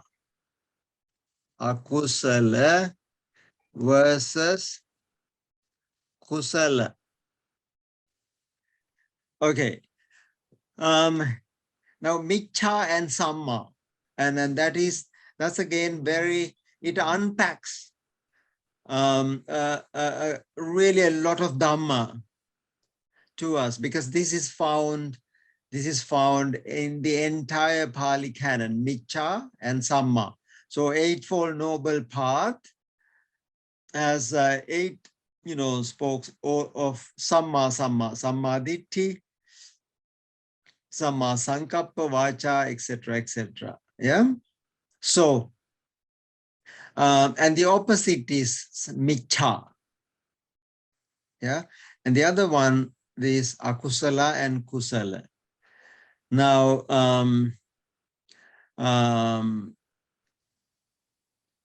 how does a Miccha become Samma? Any thoughts? By clinging or desire. Yeah, so that's very good. Yeah. So that is exactly right. So the Miccha always has 3 components to it. And it is greed, hatred, and delusion. Yeah. Now, Miccha has these 3 properties in it. Okay. So, and don't forget that greed is also, it's called, there's a deeper area of greed called anusaya. Anusaya is latent or dormant. All of this has anusaya. Anusaya is root. Anusaya, latent. That lies deep beneath.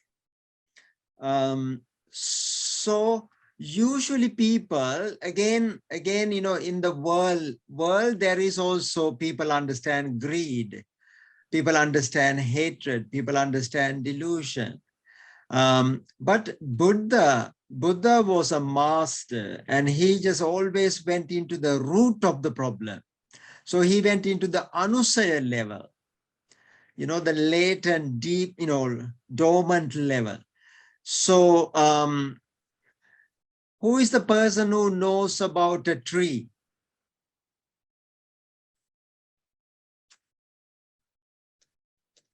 Who knows about a tree?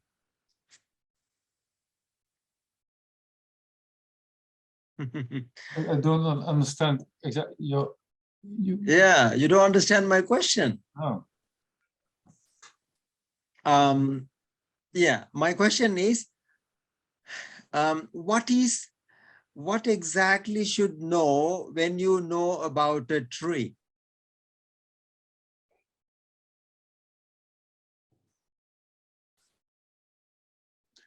Sound. Maybe where the roots are or so? Or? Exactly, yeah. Now that's a good answer. So one has to really know the root. If you don't know about the root, you don't know about the tree. An expert on a tree always will come and look for the real root. Now, have you heard something called Japanese knotweed?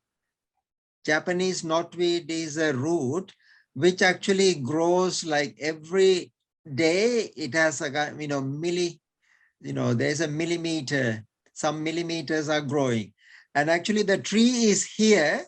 The root is actually about 3 kilometers away. Yeah. So, the Buddha is an expert on the root of the problem. And that's why he is called Mula. Mula Dasavi. Dasavi is one who demonstrates, one who points to. Mula is the root, yeah? Root. One who actually demonstrates or, shows the root. And a lot of people at the time of the Buddha, they were dealing with the trunk of the tree, the branches of the tree, the leaves of the tree, the fruit of the tree, everything overground. So therefore, they were dealing with this side. Yeah. But the Buddha was the one who actually went into the depth of it, the root problem. And this is how he got into, he actually came to know the greed is also because of the anusaya. Hatred is also because of the anusaya. Delusion is also because of the anusaya. Anusaya is the whole problem. Yeah? What is the last letter of like Mula Dasa? Dasavi, sorry. It's N-I? My writing is horrible. Das, the, vi, lo, yeah? Dasavi. Dasa, dasati means actually one who demonstrates. Dasavi, one who demonstrates. One who actually points to is called Dasavi. Yeah? Mula Dasavi. So the Buddha has, he has this epithet. He says, I'm actually showing on the root of the problem because, it is easy to cut. The Buddha says, Yathapi mule anupaddave dalle. When the tree is cut over the ground, after some time, it regrows. Yeah. In the same way, your greed can be chopped at the branch level, but it will regrow. Your hatred, your delusion. So therefore, the word miccha has to be really carefully looked into. And this is where the samma comes in. One who really sees the root problem, is actually getting into, there's all right view. Right view is not another type of view, but actually knowing the gamut or the full length of miccha. Yeah, this side, both these sides. Yeah. So, are you with me, Altamitra? Yeah. So how then would you translate anusaya?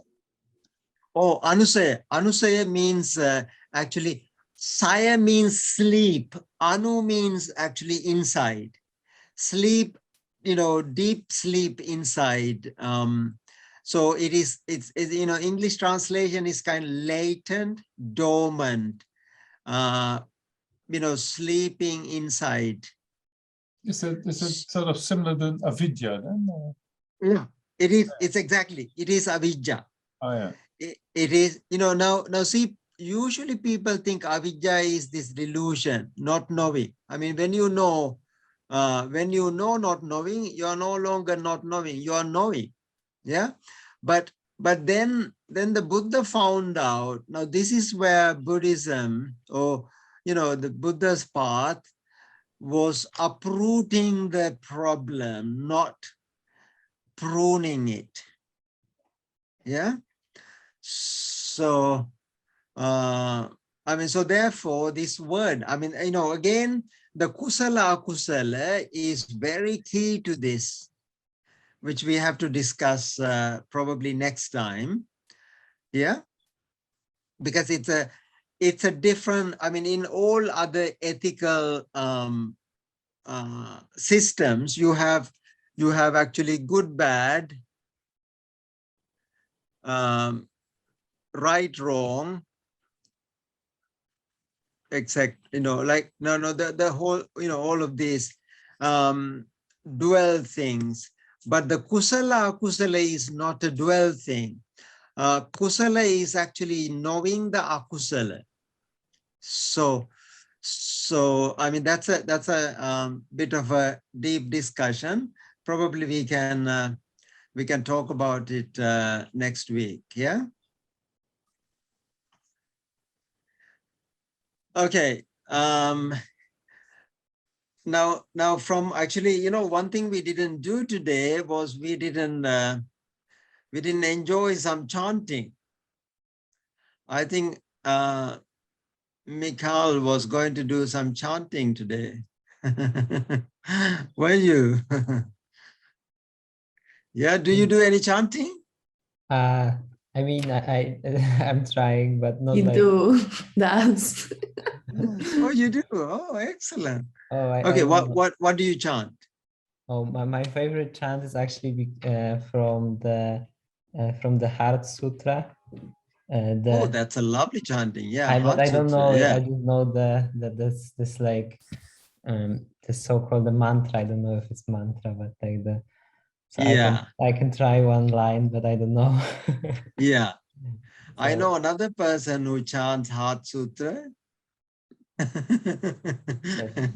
So probably we have a Zen master who actually chants it beautifully. Really lovely. So really, we should I mean, if you just don't mind doing it impromptu, we can do a little bit of chanting. I mean, I know that just one line of the mantra, not the whole sutra. Okay, so. Yeah, okay. Okay, so I can try. Om Gate Gate Parasangate Bodhisvaha. So, yeah. That's beautiful. That's really lovely. So yeah, I mean, that's a really lovely mantra, Om Gate Gate Paragate Parasangate. And that is also, there's a Pali meaning to those words as well. Yeah. Okay. So, there are actually remnants of Pali chanting in other languages, like Japanese, Chinese, and Tibetan as well. So chanting, recitation is really a tradition, isn't it? So, and I had a really lovely friend in Ramsey, Reverend Ganshin Rock, who used to chant Heart Sutras so nice, so beautifully, really lovely. So anybody else wants to try a bit of chanting?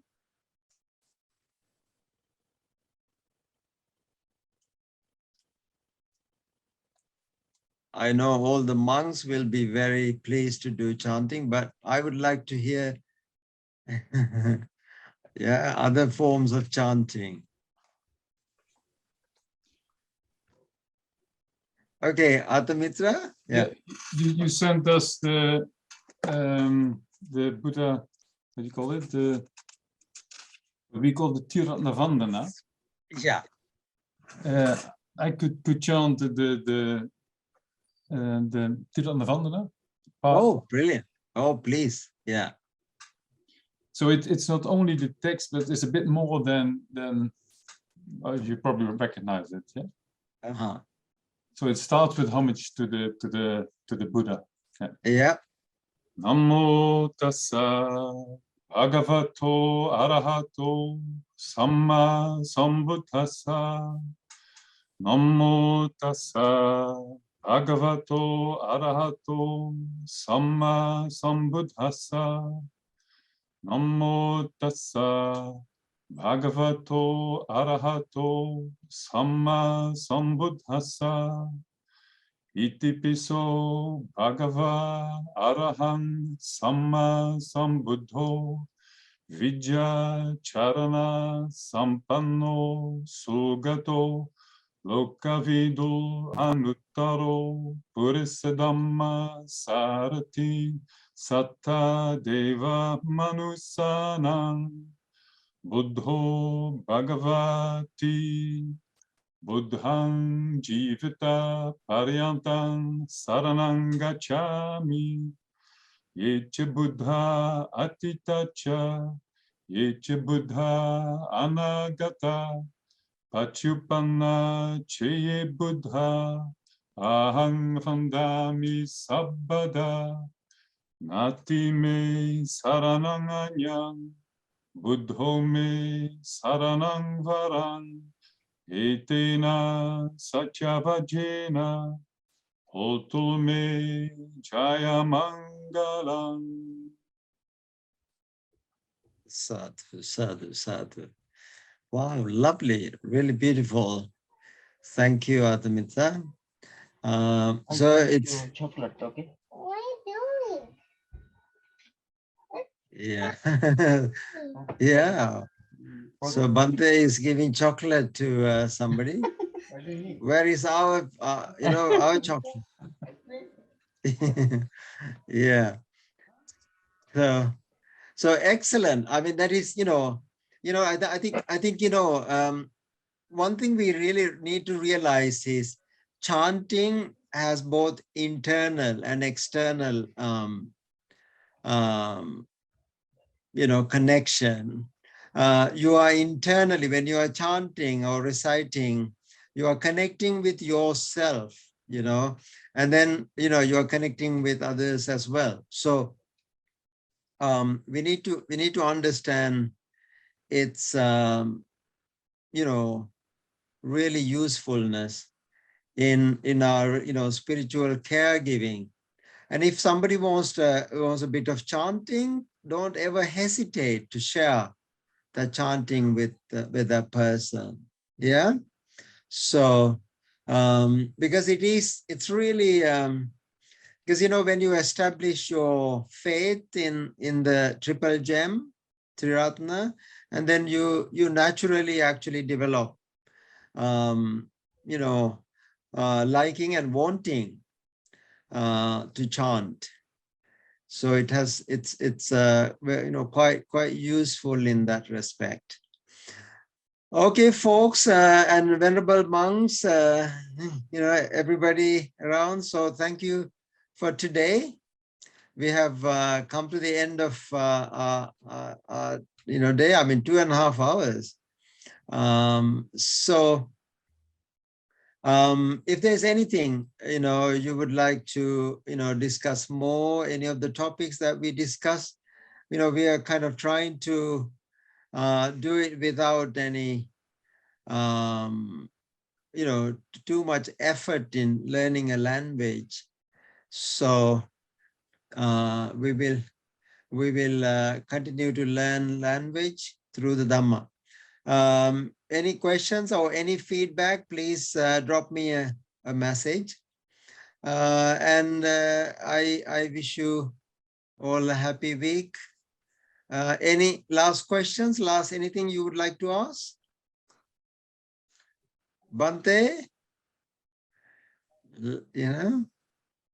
I just wanted to say about this homage triple gem that I think still forever Artha Mitra rhythm, because I just memorized this. I'm dreaming about it, like the rhythm. Yeah, no, it's lovely. It's catchy. really, you see, now that's again a tradition you develop. And also it actually shows, it exhibits your faith, and in the triple gem. So yeah, no, I think the Triratna tradition does beautiful chanting, and I've heard a lot of really lovely chanting. So is it like a lineage that you the rhythm that yeah. Yeah. Okay. Yeah, no, What it's is it? Where is it coming from, or Arthamitra? Well, it comes from my teacher. Well, the text, of course, does come from the Pali canon, and the melody, I think it's from my teacher, but I'm not sure. It could also be of Indian source, but I think it's so. I think it's my teacher sort of invented it. No. I don't think it is invented by, because I think there's also a connection with the tradition. Because see, now those people who chant in the Thai rhythm, and there are different traditions, and I think they are connecting to their own tradition. Yeah, so I mean, I've heard beautiful chanting, and at the end of the day, you have to understand the meaning, and you are reflecting on the meaning, and then you are paying homage. You're doing few things together, aren't you? Yeah. So I think Venerable Kusala knows a lot about it. He does a lot of work with a lot of devotees on this sort of area, aren't you? Yeah. Yes. Thank you for the day. I enjoyed the whole session. Thank you. No, thank you. Thank you. Lovely having you all. If I'm too fast, too slow, just please let me know, because I can get into a different gears as well, but I don't want to lose you. So so I try to slow down as much as I can. So give me a feedback about all the three, so that I can learn and shift the gear if need be. If there's anything else you want to add.